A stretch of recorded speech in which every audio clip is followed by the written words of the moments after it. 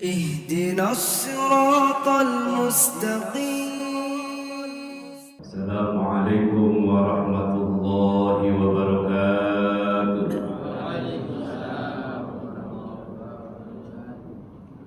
الحمد لله الذي أنزل القرآن هدى للمؤمنين والرحمة وأتم به على أمة سيدنا محمد صلى الله عليه وسلم أفضل نعمة. أشهد أن لا إله إلا الله وأشهد أن محمدا عبده ورسوله أنقذنا من ضلالة وسلك من الطريق الهداية وأخرجنا من الظلمات إلى النور التوحيد والحرية. اللهم صل وسلم وبارك على سيدنا محمد وعلى آله وصحبه أجمعين. أما بعد، رب اشرح لي صدري ويسر لي أمري واحلل عقدة من لساني يفقهوا قولي. صدق الله العظيم. Hadratul Mukarramun, para asatidz, para hujjaj, wabil khusus Ketua DKM Masjid Kuba yang sama-sama kita hormati dan muliakan, segenap para pengurus, hadirin jamaah, Bapak Ibu yang tidak saya bisa sebutkan satu persatu, namun tidak mengurangi rasa hormat dan ta'zim saya.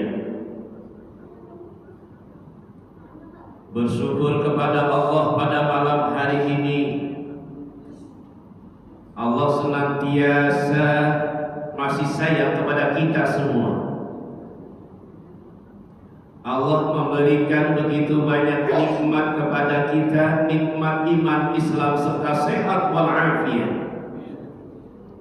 sehingga kita mampu dikumpulkan di tempat yang mulia ini.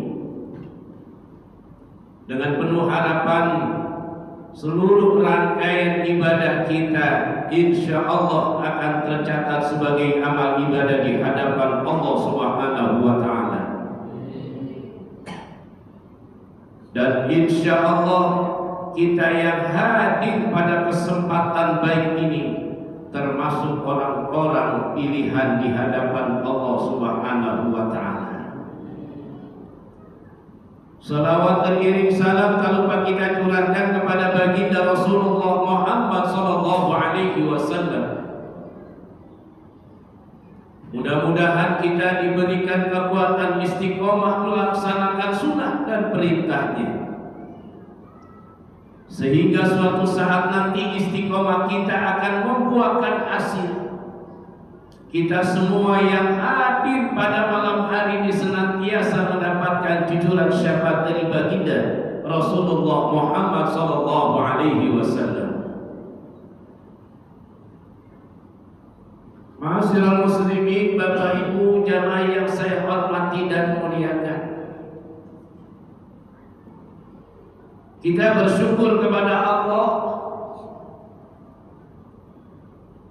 masih diberikan waktu luang kita, kesempatan kita oleh Allah. Kita mampu melangkahkan dua langkah kaki kita ke tempat yang mulia ini. Maaf saudara, ada orang diberikan kekuatan oleh Allah, tapi dia tidak mampu mengayunkan kakinya ke tempat ini. Ada orang diberikan kekuatan, kemampuan sempurna oleh Allah, tapi dia tidak mampu untuk mengayunkan kakinya ke tempat yang mulia ini. Banyak orang pintar, pandai, bahkan dia kuliah di tempat yang jauh sampai bertiter S3, tapi ada orang yang belum mampu untuk mengayunkan kakinya ke tempat yang mulia ini. Banyak pemuda yang diberikan kekuatan oleh Allah. Bahkan pemuda tersebut sampai diberikan kekuatan yang mampu menjelajahi gunung di mana-mana. Tapi mereka tidak mampu untuk mengayunkan kakinya ke tempat yang mulia ini.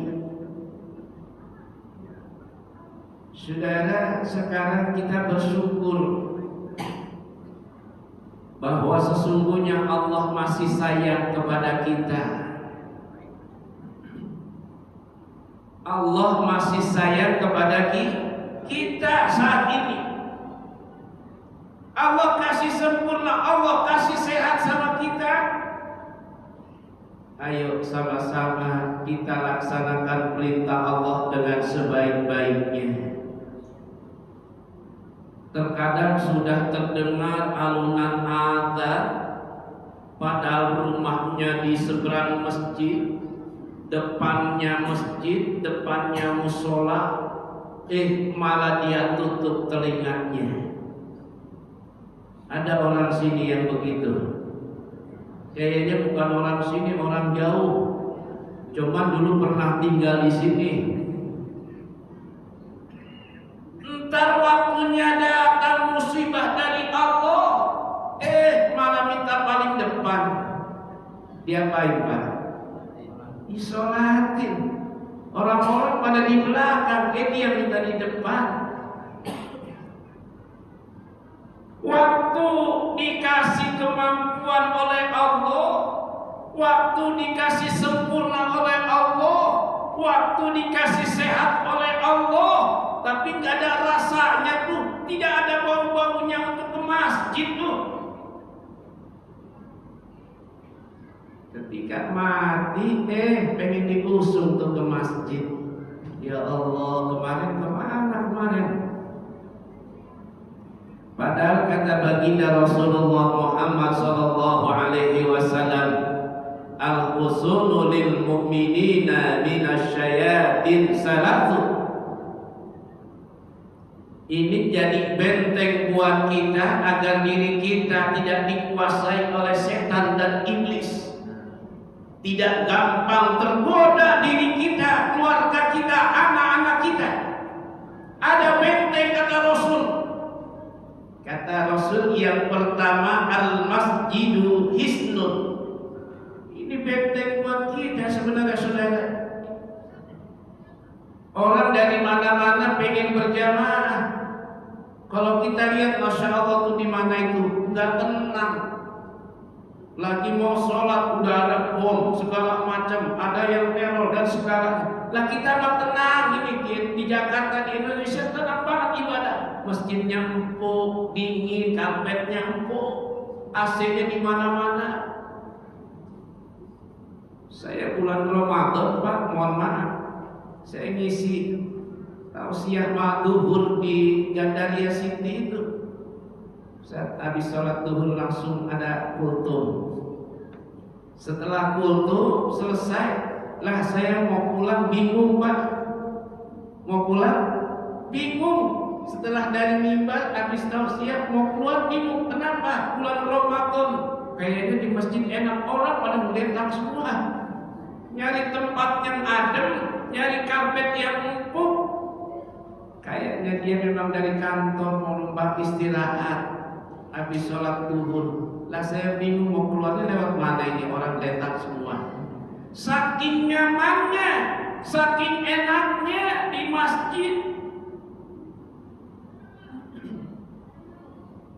Membedakan antara orang-orang yang bertakwa, membedakan orang-orang yang dekat dengan Allah dengan orang-orang yang jauh dari Allah.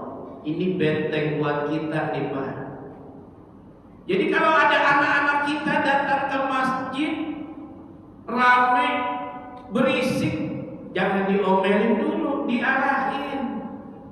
Enggak ngomel, jangan kita omelin, nanti generasi kita nggak ada Pak. Tapi juga jangan begitu juga orang tuanya. Noh, Tom, mendingan lu mainnya di masjid dan lu disuruh main di masjid, ya benar dia main di masjid. Lari-larian dan segala macam. Bapaknya di rumah ngapain? Waduh, ngerokok samsu sama kopi. Tuh sambil duduk nyantai. Kadang-kadang dia lagi mikirin kuda sama benteng, diem aja begitu ya. Bukan orang sini Pak, orang jauh. Maghrib masih mikirin kuda, masih mikirin apa tuh rajanya. Iya, padahal seruan adzan memanggil, ayo, ayo, sholat, sholat. Ini benteng buat kita. Saya pernah lihat Pak tulisan di bis, di belakang bis. Bapak pernah nggak lihat tulisan di bis kayak di truk kayak suka ada tulisan. Kadang-kadang tulisannya nyeleneh. Mohon maaf, kadang-kadang tulisannya jorok. Padahal itu fungsinya buat apa Pak? Tulisan kayak gitu-gitu di belakang truk. Kalau di jalan tol yang tolnya lurus banget itu, ketika supir nyorot lampunya ke belakang truk, dia lihat tulisan, rada melek matanya, nggak jadi ngantuk. Bener nggak kira-kira? Kadang-kadang saja ada lampu yang warna-warni, kaget. Jalanan tol terlalu lurus mau pulang kampung. Kalau nggak siap segala macam mental, nggak kuat fisiknya, tidur lagi bawa mobil. Lumayan ngelihat tulisan. Terkadang tulisannya bikin kita ketawa sendiri. Suatu hari saya lihat di belakang tulisan truk itu, Bu, Bapak, apa yang menjadi buat introspeksi saya yang baca. Biasanya tulisannya nyeleneh atau jorok, ini jadi nasihat buat saya. Saya yang baca soalnya. Padahal ada yang bawa mobilnya. Saya sampai colek supir, lihat tulisan truk tuh. Ya Allah Ustaz, begitu ya tulisannya. Pasti Bapak Ibu penasaran tulisan itu apa. Penasaran Bu? Pantesan Ibu ngeliatin saya terus. Tulisan itu jadi nasihat buat saya. Apa tulisannya? Ternyata tulisannya, hidup itu singkat seperti halnya adzan dan iqamah. Ya Allah, adzan dan iqamah kira-kira lama gak sih Bu? Pak, bentaran banget kayaknya. Kalau nggak habis batang udah komat itu. Ini dekat masjid dekat rumah saya, kadang-kadang sambil dengerin khutbah Jumat mampir di warteg dulu. Selesai khutbah, udah komat, baru masuk ke masjid. Bukan orang sini, orang jauh, cuma dulu pernah tinggal di sini. Iya, itu ada yang begitu. Sambil nunggu khutbah, ada warteg sebelahnya, sambil ngopi nungguin sampai selesai khutbah. Sambil dibercandain sama temannya, ini kayaknya masjid sesat. Kenapa? Orang nggak ada khutbahnya. Yang nanya di dalam, ini mesti bilang sesat. Orang tadi ada khutbah, tidur, bangun-bangun udah koma. Baru datang udah tidur ternyata Pak. Baru datang langsung tidur. Emang aneh di masjid kalau lagi Jumatan, nggak mesti disuruh tidur juga udah tidur. Iya Pak ya, tidur. Ya Allah. Tapi kalau menurut Imam fikih, ada fikihnya Pak. Jangan sampai bergerak tuh. Kalau memang kita udah lelah banget, ngantuk banget, udah diem. Sila jangan sampai berubah kaki. Kaki kita jangan sampai diangkat. Kalau udah nyender di pojokan, ya, sholat Jumat nyender di pojokan, masjidnya adem, karpetnya empuk, tidur, kaki diangkat. Ya Allah, kita nggak tahu itu ada hembusan keluar gas dari pantat kita. Mohon maaf, kita nggak tahu. Tapi kalau duduk sila nyaman kita Pak, nggak ragu kita. Tapi lumayan lah, walaupun nyender juga di belakang tidur, insya Allah ntar masuk surganya bareng sama tembok. Jadi ada nasihat tadi yang saya perhatikan di belakang truk itu Pak. Hidup itu singkat bagaikan sesingkat adzan dan iqamah. Ya Allah, ternyata singkat benar hidup ini ya. habis adzan udah sebentaran doang, 2 rakaat sholat sunnah langsung qomat. Kayaknya hidup itu singkat, bentaran banget Pak di dunia. Bentaran. Ini benteng buat kita nih yang pertama, masjid. Masjid yang udah sempurna, udah bagus begini, pertahanin. Pertahankan isinya, jamaahnya. Jangankan orang-orang jauh, bikin nyaman nih daerah-daerah kita, bikin nyaman. Kadang kan kalau ngajak kan ada sulit Pak. Ya, ngajaknya dengan penuh kelembutan, bukan memaksa. Terkadang kita membikin apa orang itu makin gak mau ke masjid. Ente gak pernah ke masjid, saya gak bakal jadi panitia kurban. Ada gak orang gitu di sini ya? Padahal kita bikin orang masuk ke masjid, jangan saya begitu, ngerangkulnya baik-baik dulu. Oh ternyata orang masjid, pengurus masjid baik-baik ya, enak ternyata pergaulan. Nanti mereka akan terbuka hatinya, bisa melaksanakan berjamaah. Jadi kalau kita langsung, nggak sholat neraka, lah kayak neraka punya kita. Pelan-pelan Pak, sekarang zaman udah semakin modern, kita kalah dakwah itu Pak. Kalah kita kalau lewat-lewat begini doang. Dengan kelembutan kita, adab kita yang baik, yang muda ke yang tua ke yang muda, antar sesamanya, nggak menyakiti. Bahkan dengan ada yang nonis namanya, kita nggak boleh saling mengganggu masing-masing. Makanya ada berjamaah. Begitu imam takbir, makmum ikut takbir.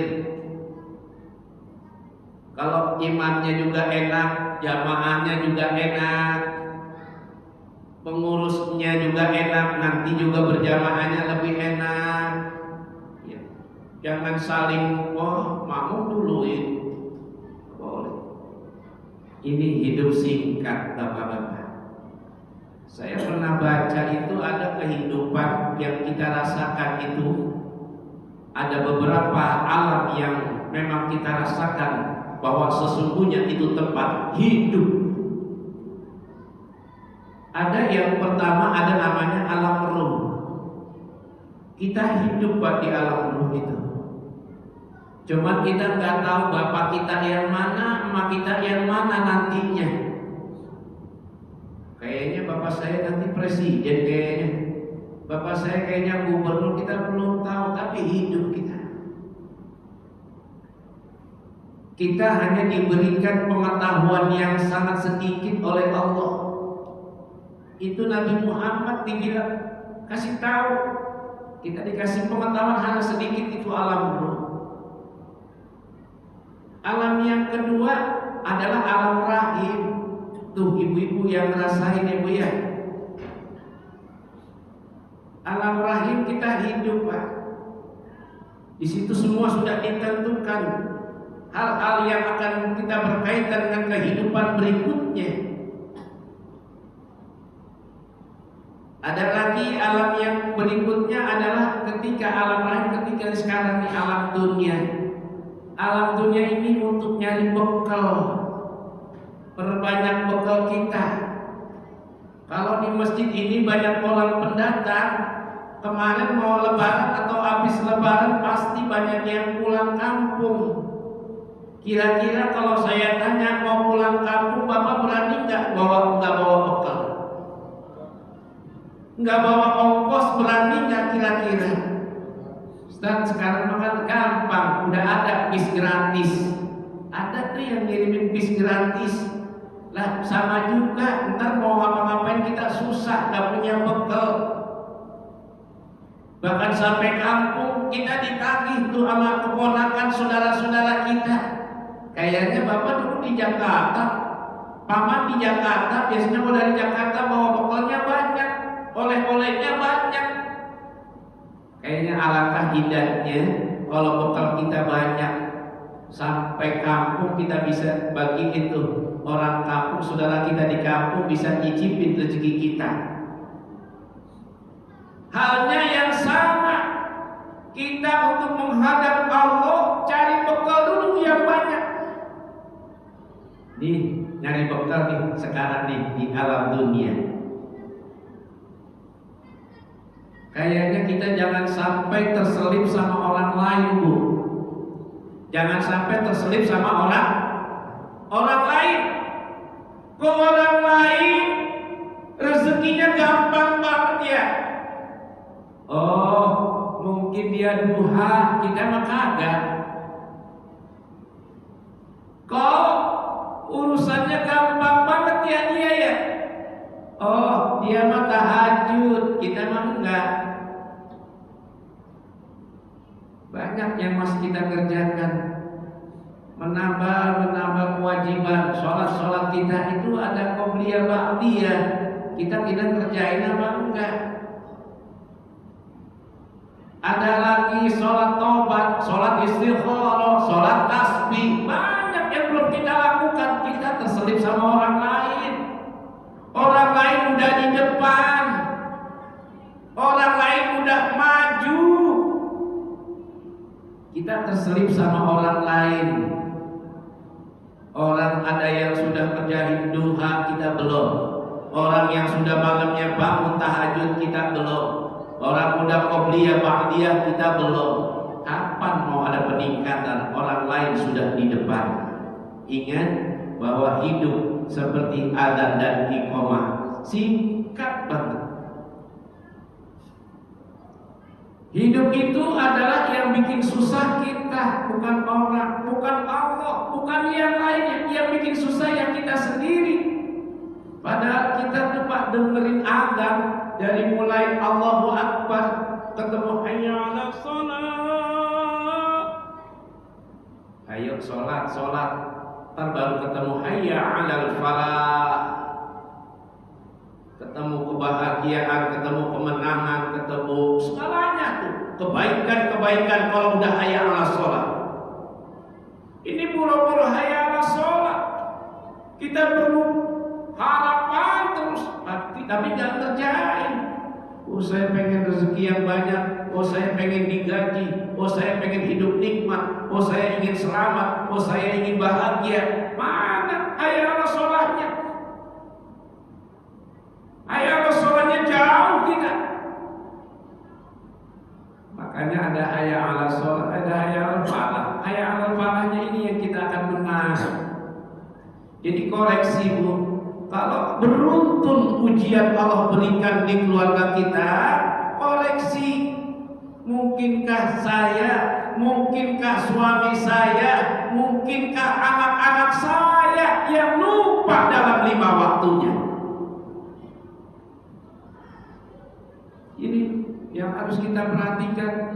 Kita kan kadang-kadang pinter ngoroksi anak orang lain, ngomelin anak orang lain, bandel banget, jahat banget. Kita lihat di kanan kiri kita ada nggak anak-anak kita? Awas. Jadi ingat, hidup itu singkat antara adzan dan iqamah. Ini masjid yang pertama buat benteng kita, ya, buat benteng kita. Saya di Petukangan Selatan, Pak. Di Petukangan Selatan ada masjid yang sudah berapa tahun sekarang pindah dari Senopati. Alhamdulillah dekat. Sekarang saya di warga saya ada masjid dekat. Nah, ini kalau sudah ada masjid dekat, kayaknya enak banget. Jam 3:30, jam 4 tuh udah ada suara orang dengerin sholawatan, ada yang takrim, bangunin kita. Kalau kita susah bangun gitu ya, dekat masjid enak, ada yang bangunin. Kan ada ya, ada yang dekat masjid, ngomel-ngomel, berisik segala macam. Kayaknya masjid udah tiap hari berisik. Senang itu dekat masjid, ya Allah berkah. Ya. Nah, ini masjid. Jadi membedakan orang-orang yang dekat dengan Allah dengan orang-orang yang jauh dari Allah. Lihat, perhatikan. Orang itu nggak mau ke masjid. Berangkatlah walaupun gelap gulitannya subuh. Berangkat kita. Ini pentingnya benteng buat kita. Yang kedua, kata baginda Rasul, apa yang menjadi benteng buat kita? Benteng yang kedua kata Rasul, wa dzikrullahi hisnun. Ya ayyuhalladzina amanu dzkurullaha dzikran katsiran wasabbihuhu bukratan wa asila. Ini benteng buat kita, Pak. Ya Allah, ada orang berangkat dari rumah mau ke pasar. Ya, di perjalanan banyak gangguan. Kayaknya lebih enak ada dekingannya, hatinya selalu ingat dengan Allah. Ah, Kak, saya mau ke pasar. Ini saya pakai sabuk yang ada wafaknya. Tenang aja saya mah. Nih cincin saya nih. Wah, kalau mau pakai kemana aja, insya Allah saya selamat, katanya. Padahal lebih hebat kalau dia hatinya diisi dengan zikrullah. Dia selamat sampai tujuan, bahkan dia akan selamat sampai nanti dia di akhirat. Aman dia, Pak. Orang yang hatinya, lisannya selalu basah, hatinya selalu ringan untuk zikrullah, insya Allah dalam akhirnya dalam keadaan husnul khatimah. Amin ya, Pak. Amin aja pakai diajarin masjid Kuba jamaahnya. Ini dengerin apa ngantuk apa lapar? Berapa menit lagi? Pak Eda. 2 menit. 20, Pak. Lah masih lama ya. Jadi begitu, Pak. Ini benteng buat kita nih yang kedua, zikrullah. Bapak kalau jadi imam di depan itu ada tasbih, atau Bapak sekarang bawa tasbih, itu ada hitungannya yang sampai 100. Disekat dengan 33 tuh. Itu bukan alat hitung sebenarnya. Itu alat supaya kita berlatih tidak lupa dengan Allah. Saat tasbih itu kita lepas dari masjid, dari rumah, dari tangan kita, kita tetap hidup hati kita. Mau istighfar ke, mau la ilaha illallah ke, mau sholawat ke, mau subhanallah, monggo. Jangan sampai berat, enak apa ya bacaannya. Saya kasih nanti malah wah berat tuh mah bacaan kepanjangan. Yang nikmat yang lillah karena Allah, hati ibu ikhlas bacanya, itu dibaca. Ah, saya mau istighfar aja Ustaz, silakan. Saya mau la ilaha illallah Ustaz sebanyak-banyaknya, silakan. Ketika di waktu malam setelah sholat isya nggak bisa tidur, ya nggak bisa tidur, Bu, pegang tasbih kembali. Subhanallah, subhanallah, subhanallah, sampai dia ketiduran, bukan tidur, ketiduran. Ketika dibangunkan oleh Allah, insya Allah dalam keadaan sehat walafiat. Tepat waktunya dibangunkan oleh Allah. Ini mah dari mana-mana langsung tempat tidur. Udah mimpinya bukan serem lagi, itu mah genderuwo kali. Wah, dari mana-mana langsung tidur. Diganggu setan, diganggu iblis sebagainya. Dari mana-mana langsung tidur. Padahal sunahnya udah diajarin dari mana-mana, atau mau tidur bersih-bersih dulu, wudu dulu, masih mampu juga baca Quran dulu walaupun 7 ayat. Oh, masih belum juga ngantuk. Oh, sunah dulu mau nambahin, enggak apa-apa. Belum ngantuk juga, zikir dah sebanyak-banyaknya sampai dia ketiduran. Gitu. Ya Bu ya.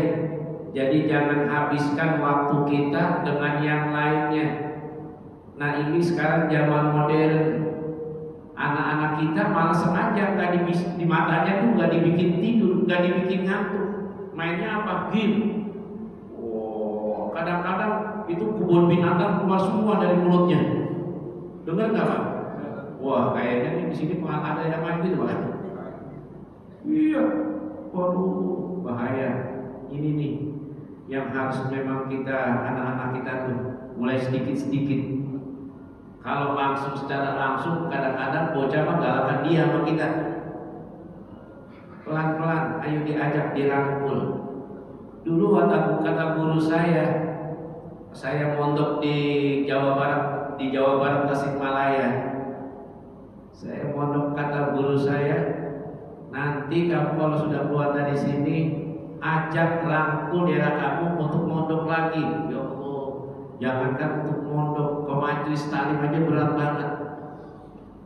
Pak, saya SD saya negeri, SMP saya negeri 235, SD dekat rumah, SMP gak jauh dari 23 dari rumah 235, SMA gak jauh Bu, di SMA 90 saya Bu, negeri.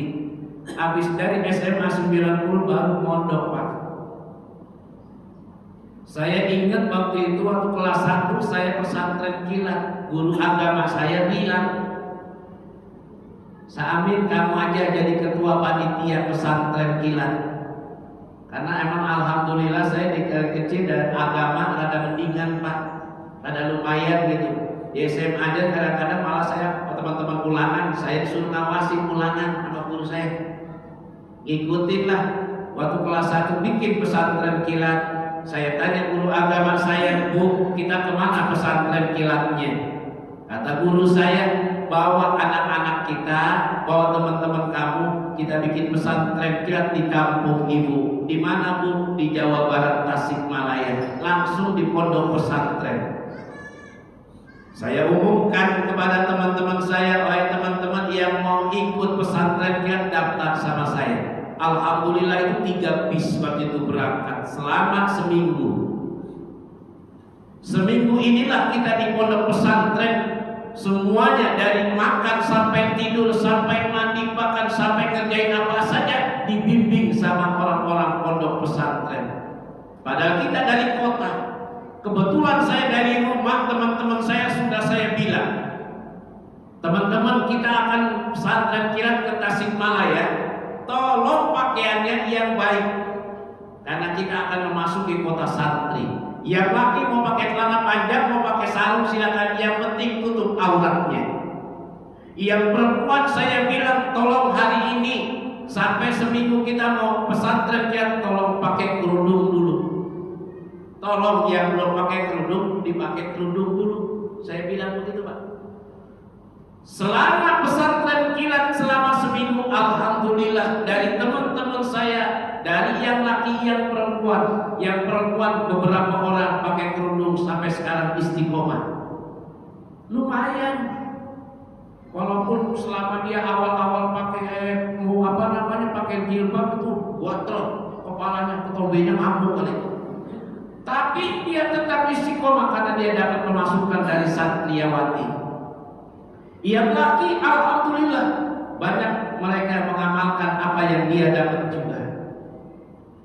Setelah dari pondok saya izin dari pesantren kilat selama seminggu, saya izin sama kiai saya, maaf Pak Kiai, pesantren kilat telah selesai selama seminggu. Saya mohon pamit, maafkan teman-teman saya selama 5 atau seminggu di sini.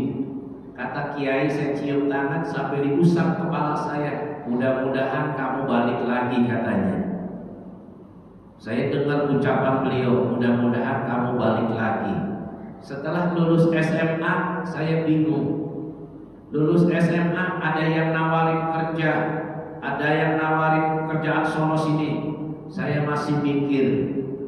Ada yang kata bapak saya mau kuliah apa mau kemana, kalau kuliah bilang sama saudara. Saya diam dulu, nanti dulu. Saya manggilnya kan bapak karena saya Betawi petukangan Bu Pak. Malam Rabu bapak saya udah tidur, setengah 11 saya bangun. Saya mau ke pondok di Tasikmalaya waktu saya pesantren kilat waktu SMA. Dikiranya kata bapak saya cuma silaturahmi ke pondok SMA waktu di Tasikmalaya. Sampai sono dianterin pagi, siangnya harus kembali lagi ke Jakarta, tapi langsung saya nggak mau pulang. Bapak saya, mama saya bingung, mamanya saya, lah katanya mau main doang, lah ini kok nggak mau pulang. Saya langsung 6 bulan nggak pulang. Perasaan macam-macam memang di pondok. Padahal saya sudah dewasa itu dari SMA. Benar-benar seluruhnya kita dihadapkan harus mandiri. Karena saya sudah dewasa, alhamdulillah pelajaran sudah saya ambil. Jadi dari orang-orang mah 1 tahun di kelas 1 saya cuma 4 bulan naik kelas 2. Kelas 2 cuma 6 bulan naik kelas 3. Cuma awalnya ketemunya sama anak kecil. Kata kiai saya, kamu gak malu Samit? Saya gak malu kiai, saya tetap mau belajar. Kecil-kecil teman saya. Karena niatnya mau belajar saya. Karena waktu di sekolah, waktu masih muda juga pengennya ngaji sono, ngaji sini. Kata bapak saya, kamu harus sholat, taruh di sini sarung nih di pundak. Padahal habis sholat itu dari masjid nggak pulang pak, mau pada nonton layar tancap zaman dulu. Wah bapak yang ketawa pasti nonton layar tancap di zaman dulu. Iya itu, saya diajak sama teman saya. Tapi namanya sholat, alhamdulillah saya tetap sholat, ngaji. Pulang dari pondok, teman-teman saya di pondok diuji, banyak yang diuji. Memang betul orang yang nuntut ilmu banyak ujiannya.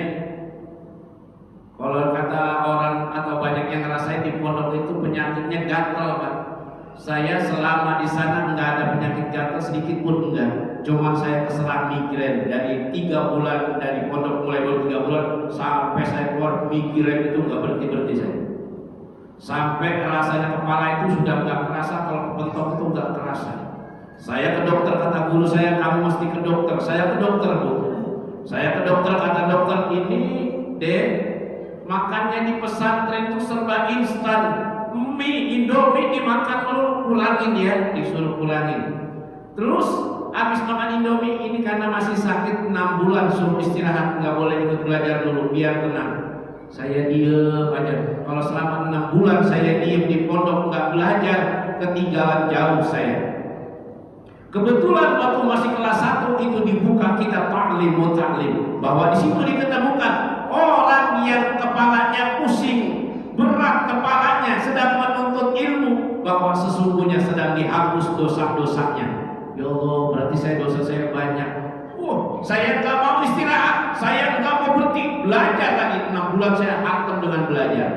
Walaupun saya tahan dengan sakitnya migrain saya. Itu ternyata saat belajar ternyata hilang dengan sendirinya pelan-pelan karena saya fokus dengan belajar. Diuji ternyata. Nih Bu, background dari anak-anak kita sekarang nih. Ayo kalau nggak mampu atau susah untuk ke pondok pesantren, masukin mereka ke majelis taklim. Tidak dibodohin sama orang lain. Dia ngerti Fatihah, dia ngerti surah Yasin, dia ngerti bacaan yang lainnya. Ketika nanti kita jadi orang tua, kayaknya dingin. Di sebelah kita ada anak kita, ketika kita sedang sakaratul maut, ada anak kita di sebelah kita mendampingi kita. Dengan ayat-ayat Allah dia bacakan terus ketika kita sedang sakaratul maut. Dingin Bu terasa.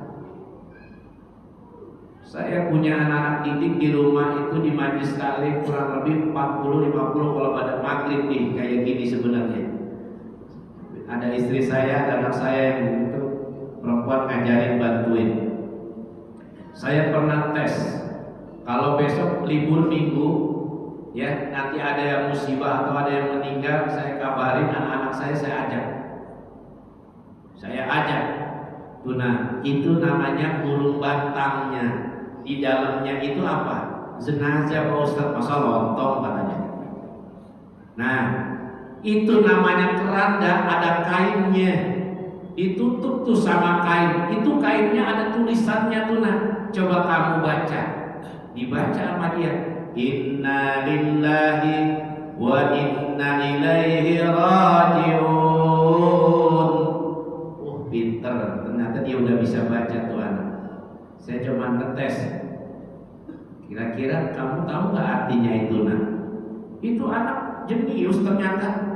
Dia ngerti, dia pahami dari apa yang dia lihat. Oh, itu kan keranda, itu kan kurung batang, itu kan isinya di dalamnya orang mati. Oh, tahu saya Pak Ustaz. Dari tadi artinya innalillahi dia tahu. Coba apa? Orang yang tidak berkepentingan dilarang masuk. Bener juga ya. Kira-kira Bapak kalau masih hidup mau masuk situ? Jangankan Bapak, saya juga nggak mau. Ini anak mesti kita arahin, walaupun mereka sudah berpikir ke situ.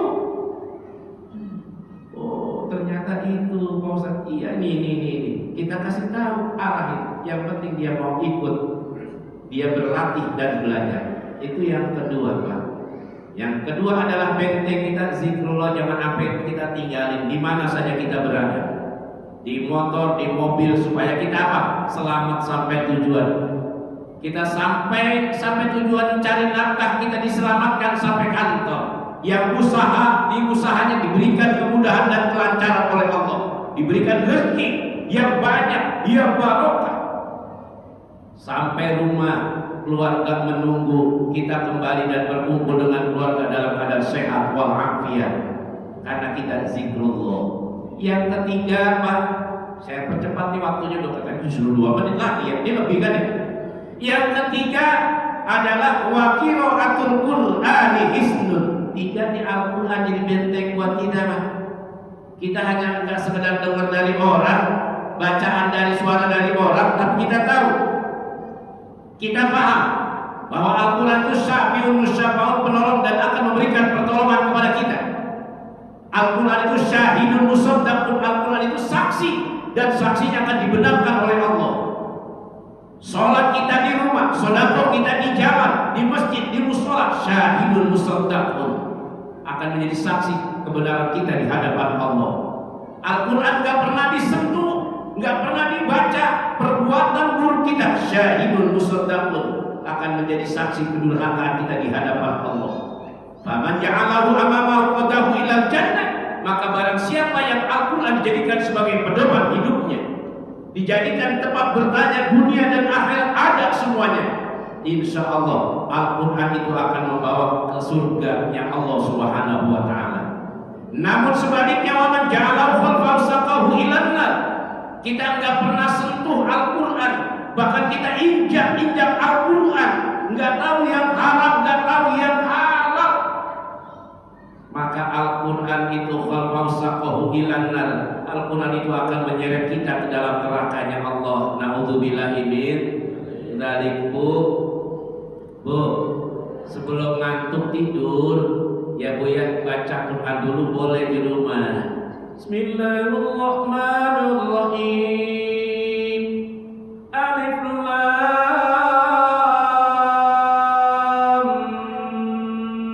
mim. Suaminya udah dehem. Shadaqallahul azim. Boleh udah 1 ayat lumayan. Kayak Ramadan Bu, Ramadan gitu. Ya Allah, udah 1 ayat aja udah lumayan. Kata malaikatnya, orang pelit amat, baru segitu dong udah shadaqallah. Maaf, suami saya udah dehem melulu. Gak apa-apa, yang penting dia istiqomah. Ini gak ngerjain target, saya harus khatam 1 bulan, harus khatam Al-Quran. 11 bulan keren gak baca Al-Quran. Ini bukan istiqomah namanya. Mudah-mudahan ini jadi benteng buat kita ya Pak.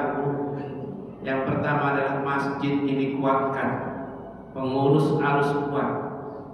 Jangan saling mengisi, jangan saling menyalip, jangan saling menggotok-gotokkan. Musyawarahkan dengan sebaik-baiknya, sehingga kalau pengurus baik, berjamaah juga kayaknya tenang. Pengaruh Pak, pengaruh. Pengurus banyak masalah, jamaah pengaruh besar. Ya, saya ngomel-ngomel dikit. Jadi kalau ada masalah di masjid, jamaah pengaruhnya sangat besar. Dan gak enak aja dah, awalnya udah panas aja udah. Jangan sampai musyawarahkan, ambil yang terbaik. Apa yang ambil terbaik? Kita dengerin yang punya ilmunya. Yang punya ilmunya. Itu. Yang kedua adalah zikrullah. Zikir di mana saja kita berada, di kendaraan, mau tidur, mau ke sawah kayak nyari nafkah kayak, ayo hidupkan hati. Biasanya kalau udah terbiasa zikir, lagi ngobrol, berhenti, kaget bang, kaget lagi tuh lagi ngobrol, dia ingat lagi. Yang ketiga, Al-Quran jadi benteng buat kita. Mudah-mudahan ada manfaatnya. Ya Bu ya, saya baru ketemu malam ini. Mudah-mudahan Bapak Ibu semua panjang umur, sehat walafiat. Kalau ada jarum yang patah jangan disimpan di dalam peti. Kalau ada kata saya yang salah, mohon maaf Bapak Ibu, jangan dilaporin sama polisi. Rabbana atina fid dunya hasanah wa fil akhirati hasanah wa qina adzabannar. Walhamdulillahi rabbil alamin. Wallahul muwaffiq ila aqwamit thoriq. Assalamualaikum warahmatullahi wabarakatuh.